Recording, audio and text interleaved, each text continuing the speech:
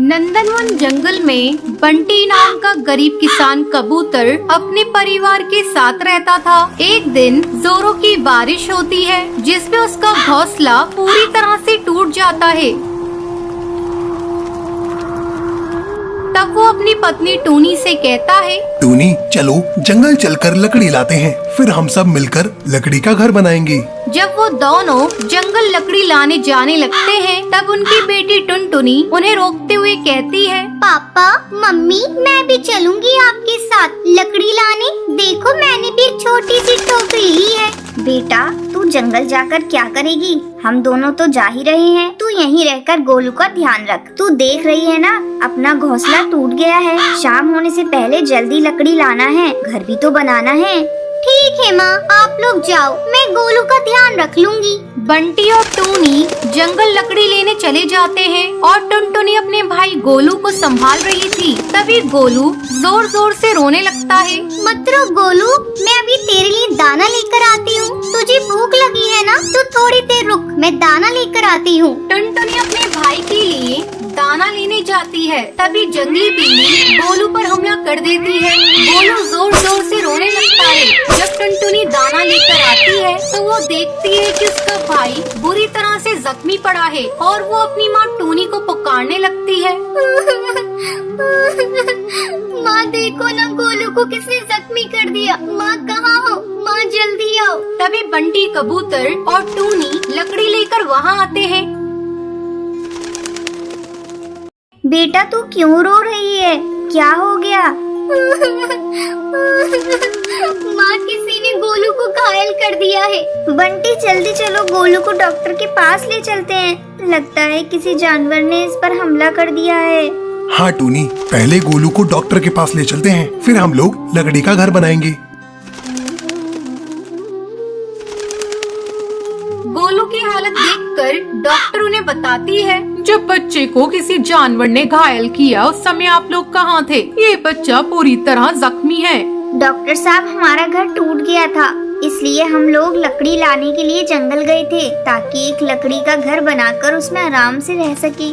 ठीक है, मैं बच्चे को सुई लगा देती हूँ। समय समय पर आकर आपको इसको सुई लगवाते रहना है, ये जल्दी ठीक हो जाएगा।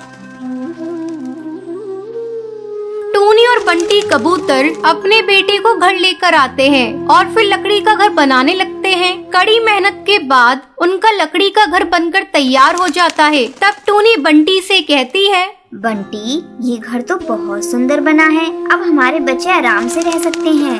जंगल के सभी पक्षी उनका लकड़ी का घर देखते हैं। तभी उनमें से एक कौवी कहती है, बंटी तुम तो बहुत बड़े कारीगर निकले, तुम्हारा लकड़ी का घर बहुत सुंदर है। मेरे लिए भी ऐसा ही एक लकड़ी का घर बना दो। हाँ हाँ क्यों नहीं, मेरे पति जरूर आपका भी लकड़ी का घर बना देंगे। टूनी, मैं बंटी को घर बनाने के लिए अच्छे दाने और चावल दूंगा। दाने की क्या बात है हरी काका, ये जंगल तो अपना ही है। बंटी अपना घर जरूर बना देंगे, आपको जो समझ में आएगा दे दीजिएगा। धीरे धीरे जंगल के पक्षी बारिश और तेज हवा से बचने के लिए लकड़ी का घर बनवाने लगते हैं। बंटी भाई, तुम तो लकड़ी का घर ऐसा बनाते हो जैसा कोई कारीगर भी ना बना पाए। इसकी खूबसूरती के आगे तो पक्के घोंसले भी फेल हैं। लकड़ी के घर में इतनी ठंडक है कि गर्मी का एहसास ही नहीं होता। बंटी को लकड़ी के घर बनाने के लिए दूर दूर से ऑर्डर मिलने लगते हैं। ये सब देखकर टूनी बहुत ही खुश होती है। बंटी हमारा लकड़ी का घर बनाना लकी साबित हुआ, आपको एक अच्छा काम मिल गया। टूनी और बंटी कबूतर अपने बच्चों के साथ खुशी खुशी अपना जीवन बिताने लगते हैं। बंटी कबूतर की माँ बबली कबूतरी पर बैंक का बहुत सारा कर्ज हो जाता है, जिसको चुकाने के लिए वो अपने बेटे बंटी कबूतर की शादी काली और अमीर चिड़िया टूनी से कर देती है। एक दिन वो टूनी चिड़िया से कहती है, ओ काली कलूटी बहू, जरा इधर आ, कहाँ मर गई है? आवाज सुनाई दे रही है या नहीं? टूनी चिड़िया जल्दी से वहाँ पर आती है। क्या हुआ माँ जी, आप इतना चिल्ला क्यों रही हैं? बताइए क्या काम है माँ जी? जा मेरे लिए अदरक वाली चाय बनाकर लेकर आ और जरा दूध अच्छे से डालना। अपनी जैसी काली शक्ल की चाय बनाकर मत लाना जिसे देखकर मुझे उल्टी हो जाए। जा खड़ी होकर यहाँ पर मेरी शक्ल क्या देख रही है? टूनी चिड़िया अपनी सास की बात मानकर किचन में चाय बनाने के लिए चली जाती है। थोड़ी देर बाद वो चाय बनाकर लाती है। माँ जी ये लीजिए आपकी अदरक वाली चाय, और जरा पी कर बताइए कैसी बनी है। बबली कबूतरी चाय पीकर खुश होते हुए कहती है, बहू तूने चाय तो बहुत अच्छी बनाई है। तेरा रंग रूप जैसा भी हो पर चाय तूने बहुत अच्छी बनाई है। ये हुनर तेरे अंदर बहुत ही अच्छा है। ऐसे ही काफी दिन गुजर जाते हैं। अचानक से एक दिन बबली कबूतरी की पड़ोसन सुंदरी कौवी उसके घर आती है और उससे कहती है, अरे बबली कबूतरी, तेरे बेटे की शादी हुए 1 महीना गुजर गया, तूने अभी तक बहू की मुँह दिखाई नहीं की। बहू की मुँह दिखाई करने का इरादा है भी या नहीं तेरा? जा अपनी बहू को बुला कर ला, मैं आज ही उसकी मुँह दिखाई कर देती हूँ। देखूँ तो सही हमारे बंटी की बहू कैसी है। क्या बताऊँ सुंदरी कौवी, मेरी बहू तो अभी बाजार गई है। आने में उसे अभी 2-3 घंटे लगेंगे। तुम फिर कभी मिल लेना। तो ठीक है, मैं यहीं बैठती हूँ। कौन सा मेरे घर पर काम पड़ा है, आज तो बहू से मिलकर ही जाऊंगी। अच्छा तो बैठो सुंदरी कौवी, मैं तुम्हारे लिए पानी लेकर आती हूँ। बबली कबूतरी पानी लेने के बहाने से अपनी बहू टूनी चिड़िया के कमरे में जाती है। देख टूनी चिड़िया, नीचे मेरी पड़ोसन सुंदरी कौवी आई है तेरी मुँह दिखाई करने के लिए, और मैं नहीं चाहती वो तेरी मुँह दिखाई करके पूरे जंगल में मेरी बदनामी करे। माँ जी अगर वो मेरी मुँह दिखाई कर देंगी तो उसमें आपकी बदनामी कैसे होगी? चुप कलमुही, तूने अपना चेहरा कभी आईने में देखा भी है नहीं? ऐसा लगता है जैसे काला भुजा हुआ कोयला है। खबरदार, जब तक मैं ना कहूँ तो अपने कमरे से बाहर मत निकलना। बबली कबूतरी पानी लेकर सुंदरी कौवी को देती है। ये लो सुंदरी कौवी, पानी पी लो। मैंने कहा ना तुम कब तक मेरी बहू का इंतजार करोगी, उसे काफी देर लगेगी आने में। अच्छा बबली कबूतरी, मैं चलती हूँ। इसी तरह 2 हफ्ते गुजर जाते हैं। अचानक एक दिन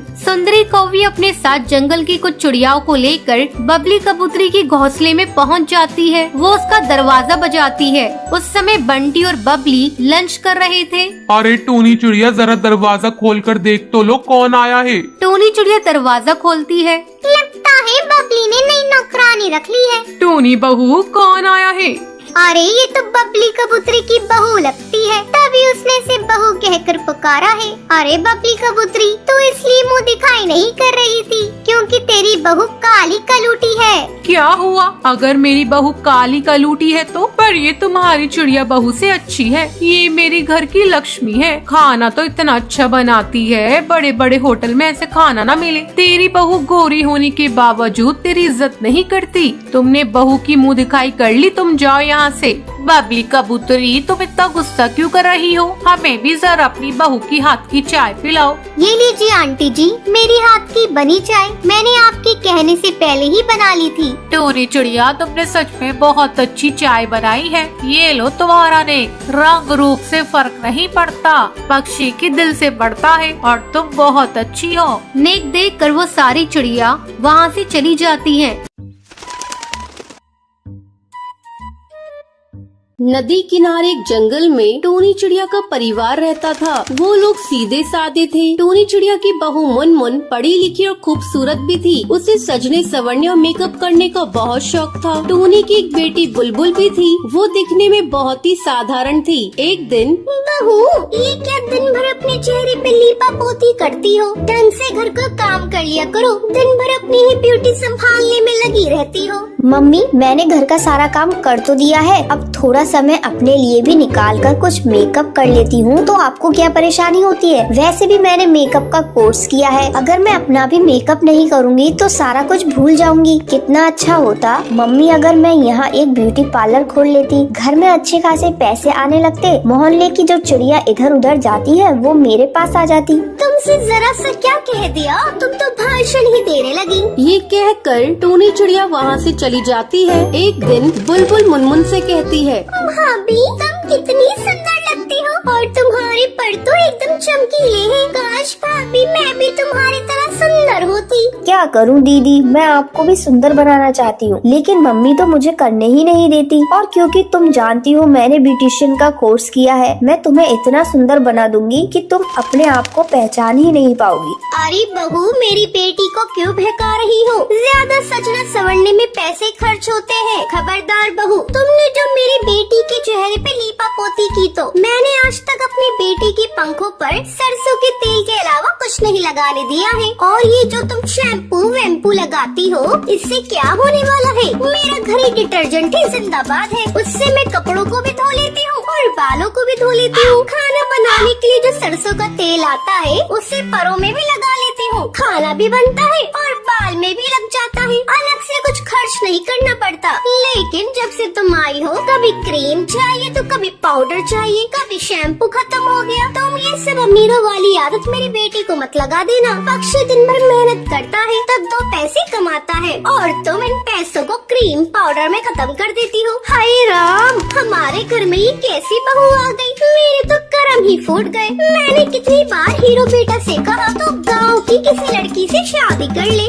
लेकिन वो माना ही नहीं। उसे तो शहर की लड़की से शादी करनी थी। तभी हीरो चिड़ा मेहनत मजदूरी करके घर आता है और अपनी माँ को बताता है। माँ, कल बुलबुल को देखने के लिए लड़के वाले आ रहे हैं, उसे अच्छे से तैयार करा देना। बुलबुल बेटा, कल तो अपने बाल और परों में सरसों का तेल अच्छे से लगा लेना और तुझे मेकअप करने की कोई जरूरत नहीं है। अगर तू मेकअप कर लेगी, लड़के वाले तुझे चुड़ैल समझेंगे। अगले दिन लड़के वाले बुलबुल चिड़िया को देखने के लिए आते हैं, लेकिन लड़का बुलबुल को रिजेक्ट कर देता है। लड़के वालों के चले जाने के बाद मुनमुन बहू टूनी से कहती है, मम्मी अगर आप बुलबुल का मेकअप करने की इजाजत दे दे तो मेरा कमाल देखिएगा। ठीक है बहू, जब तुम इतना कह रही हो, ये भी करके देख लेती हूँ। टूनी को आखिरकार मुनमुन के आगे झुकना ही पड़ता है। अगली बार जब लड़के वाले बुलबुल को देखने के लिए आते हैं तो बुलबुल चाय लेकर आती है। ये लीजिए, हमारी नंद साहिबा आ गई। देखिए मेरी नंद कितनी खूबसूरत है और मेरी नंद सर्वगुण संपन्न भी है। आप लोग पूरी तरह से तसल्ली कर लीजिए। मोंटू कबूतर की माँ बोलती है, बेटा तू भी अपनी तसल्ली कर ले, फिर बाद में मत कहना मैंने तेरी शादी जबरदस्ती कर दी। मोंटू कबूतर के ऊपर बुलबुल चिड़िया की खूबसूरती का जादू चल चुका था। मम्मी, मुझे लड़की पसंद है,